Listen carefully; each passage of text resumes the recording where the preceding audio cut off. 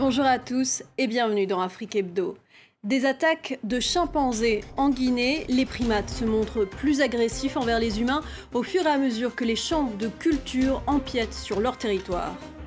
Le retour de la diva Kalsoum sur scène, c'est sous forme d'hologramme qu'elle se produit désormais. Le chef d'orchestre de cette prouesse technologique, Mostafa Fahmy, est notre invité. Pour finir, on ira à la rencontre d'une star des temps modernes, le roi des réseaux sociaux, Kaby Lame. Sans prononcer un mot, il est devenu avec ses vidéos humoristiques le TikToker le plus suivi de la planète. Ce n'est pas toujours simple de vivre avec un singe pour voisin. En Guinée, pays d'Afrique de l'Ouest qui compte le plus de chimpanzés sauvages, la cohabitation avec les humains est de plus en plus compliquée. Ces derniers temps, les attaques de primates se sont multipliées. En cause, l'expansion des champs agricoles des hommes qui ont réduit l'habitat naturel des chimpanzés. Reportage à Mamou de Nicolas Bertrand, Mathis Lecane et Kylian Moreau. Leurs cris résonnent à des centaines de mètres. Dans cette région du centre de la Guinée, les chimpanzés sont près de 60 000. Et ils s'aventurent désormais de plus en plus loin, jusqu'aux portes des villages. Au fil des ans, la cohabitation avec les habitants est devenue de plus en plus compliquée et parfois, les singes attaquent. Cette petite fille de 4 ans, accrochée dans le dos de sa mère, fait partie des dernières victimes. Attaquée alors qu'elle jouait dans ce champ. Mon fils m'a appelé pour me dire que le chimpanzé avait pris notre bébé. J'ai tout de suite crié « Mon bébé, mon bébé !» La bête l'a finalement relâché après l'avoir mordu et griffé au visage. Je ne sais pas exactement d'où est venu le chimpanzé, mais je l'ai pourchassé pour récupérer ma fille. Une attaque traumatisante pour toute la communauté. Alors le village a décidé de réagir. Le conseil des habitants s'est réuni. Et jusqu'à nouvel ordre, il a décidé de ne plus laisser sortir les enfants sans surveillance. Les enfants ont peur d'aller travailler dans les champs et les cris des chimpanzés les terrifient. Quand on quitte le village, nous sommes obligés de les enfermer dans nos maisons. Nous sommes vraiment mal. Nos champs, nos animaux et nos enfants sont souvent attaqués. On ne met même plus les enfants à l'école. On est très inquiets. Mais si les chimpanzés attaquent, c'est parce que leur espace de vie se réduit. Les champs et les cultures grignotent toujours plus la forêt. Le déboisement s'intensifie, il réduit les habitats sauvages et les sources de nourriture pour les singes. Pour prévenir les conflits, des gardes forestiers se rendent régulièrement sur place. Leur mission, protéger les hommes, mais aussi les chimpanzés qui sont parfois illégalement abattus. C'est une espèce intégralement protégée. Une espèce intégralement protégée, on ne doit pas le tuer. Raison pour laquelle nous sommes là nuit et jour entre les populations et ces animaux-là. C'est pour éviter les attaques, les confrontations. Des confrontations notamment causées par ces fruits à coque qui poussent abondamment ici. Les chimpanzés en raffolent, mais les êtres humains aussi. Et ces derniers se sont mis à les récolter pour les vendre sur les marchés. Alors les attaques se poursuivent et les patrouilleurs n'ont pas les moyens de les empêcher. Pour pouvoir surveiller 600 hectares à pied, on ne pourra pas. Nous n'avons qu'un seul GPS. Pour combien de personnes? Et pour 4 forêts. Pour que le conflit entre les habitants et les chimpanzés s'arrête, il n'y a qu'une seule solution. Selon ce responsable de la biodiversité régionale, il faut que les hommes rendent la forêt aux animaux. L'être humain, il abandonne les points d'eau dans la brousse, c'est-à-dire dans les forêts. Il abandonne la commercialisation des fruits sauvages. Il abandonne l'exploitation illicite des bois qui constituent l'abri de ces espèces-là.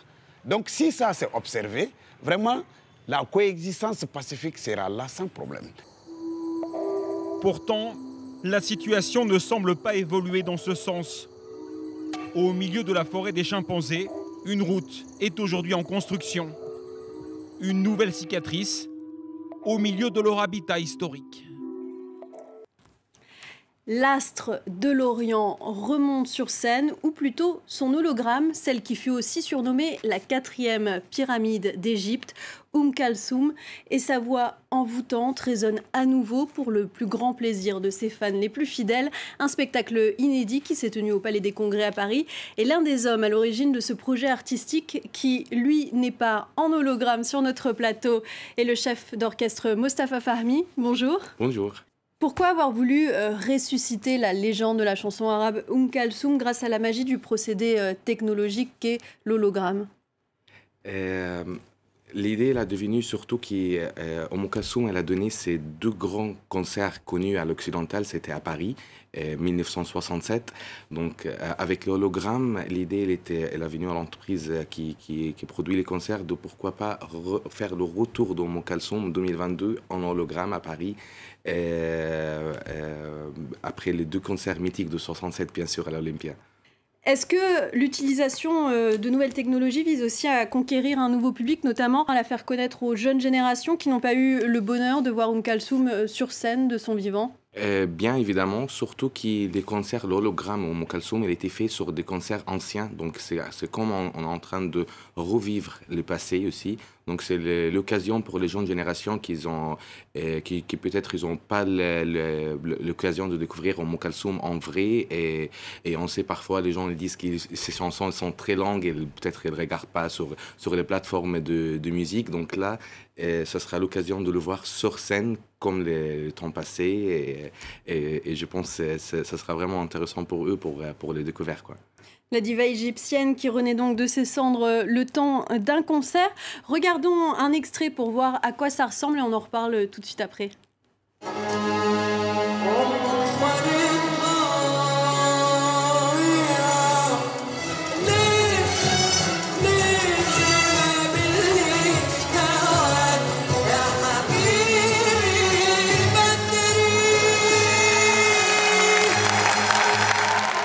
On la voit en hologramme sur scène, mais c'est bien un orchestre de musiciens en chair et en os qui l'accompagne sous votre direction.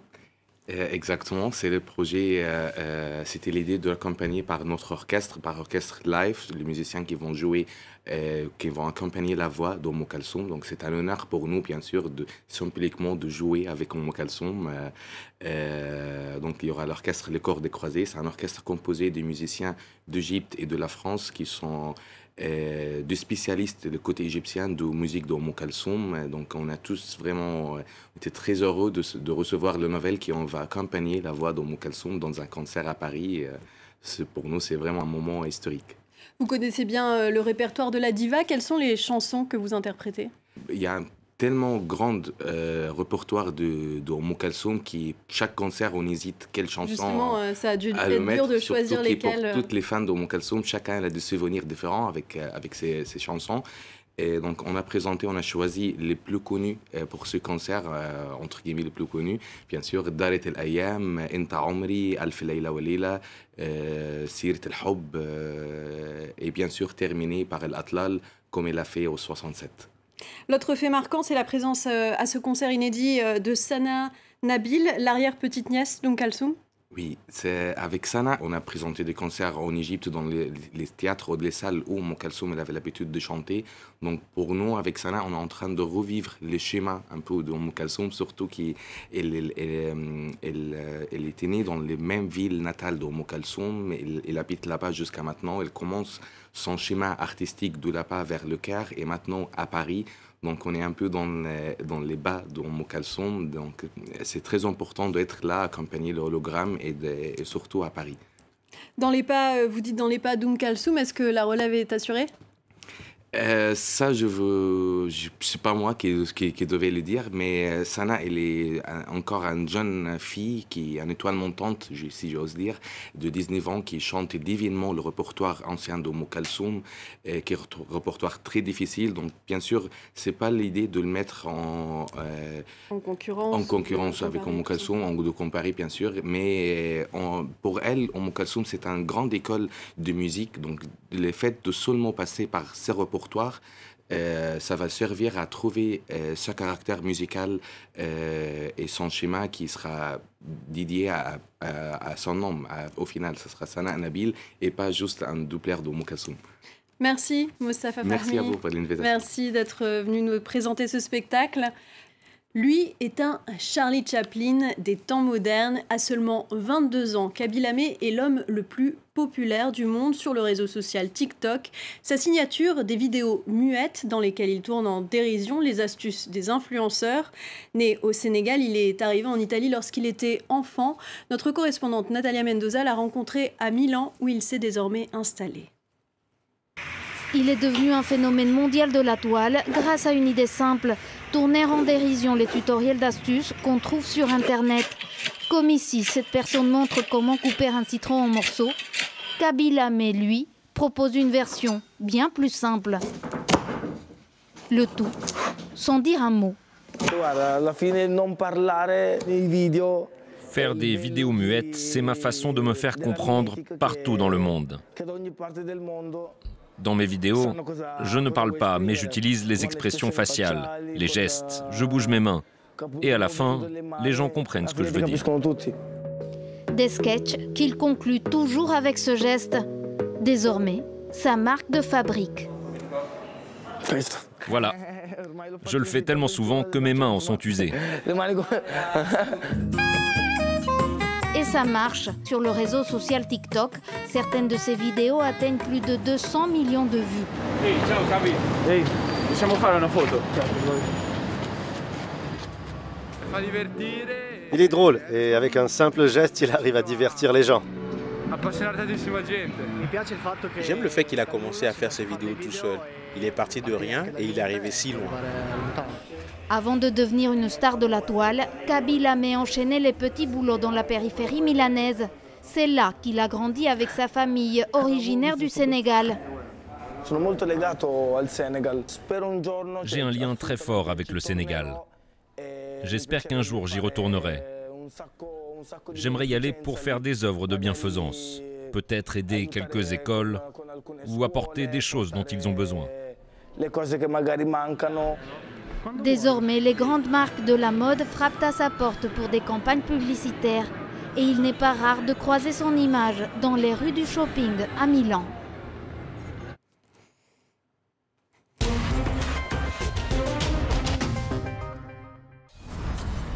Les équipes sont prêtes et les supporters fidèles au poste, place au sport féminin sur France 24.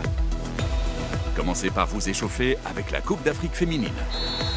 Interception des Anglais et reprise de la balle avec la Coupe d'Europe. Suivez en direct les grands moments de ces deux événements footballistiques hors normes. Gardez-en sous la pédale et rendez-vous au pied de la Dame de Fer pour le Tour de France. Coupe d'Afrique féminine. Coupe d'Europe féminine. Tour de France féminin. Il va y avoir du sport sur France 24.